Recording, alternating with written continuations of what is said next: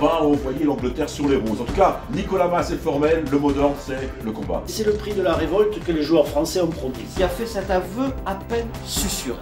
L'entraîneur Pierre Collet. Je crois que les Néo-Zélandais sont un peu en train de retomber dans la béatitude qui a été souvent la leur et qui leur a joué de mauvais tours, notamment contre la France dans les phases finales de la Coupe du Monde. Si on en croit la presse néo-zélandaise, la France n'a pratiquement aucune chance de remporter cette rencontre face aux All Blacks. Non seulement rugbystiquement, elle serait totalement, mais alors totalement dépassée, mais ils parlent même pas loin de l'imposture, considérant que le parcours de l'équipe de France est un parcours indigne. Indigne du passé des Français et indigne de cette Coupe du Monde, qui sont arrivés un peu en Coupe du Monde par hasard. J'ai vu dans la presse qu'on les traitait de dindons, c'est plus les coqs, c'est les dindons.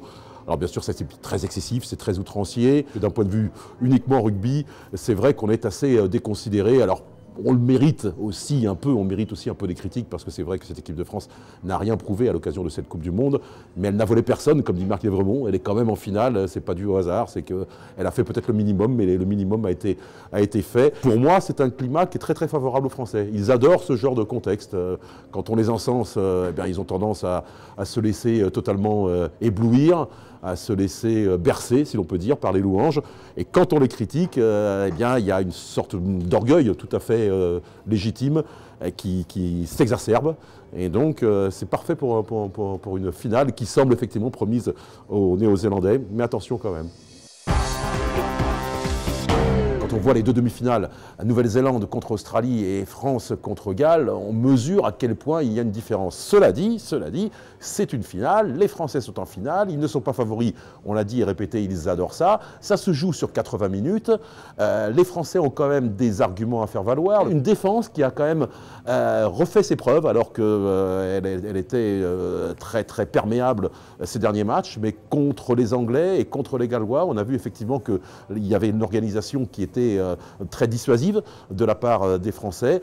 Le passé plaide en faveur de l'équipe de France. On rappelle bien évidemment cette fameuse demi-finale en 99 où les Français ne font pas grand-chose à la faveur de la Coupe du Monde et puis ils sortent le match du siècle contre des Néo-Zélandais qui sont totalement abasourdis, désemparés et désabusés et qui se sont battus. Même chose, rebelote en 2007 en quart de finale. On joue à Cardiff alors que c'est nous qui organisons la Coupe du Monde et on bat en quart de finale étonnamment les All Blacks. C'est une véritable équipe de France. Elle joue peut-être mal, mais il n'empêche que cette équipe n'a pas éclaté à la faveur justement d'un parcours ô combien chaotique. Au contraire, elle s'est bizarrement ressoudée, elle s'est resserrée et donc ce sont des joueurs extrêmement complices qui en veulent. Donc tout ceci fait effectivement que sur 80 minutes, il peut tout se passer. Il faut se souvenir quand même des 10 premières minutes entre la France et la Nouvelle-Zélande à l'occasion du premier tour. Les Français ont été battus 37-17, 20 points d'écart à l'arrivée, il n'y a pas photo. Il n'empêche que pendant 10 minutes, les Français ont senti ce qu'il fallait faire, éventuellement, pour déstabiliser les Néo-Zélandais. S'ils sont capables de rééditer ça, ne serait-ce que pendant 40 minutes, autrement dit une belle entame de match,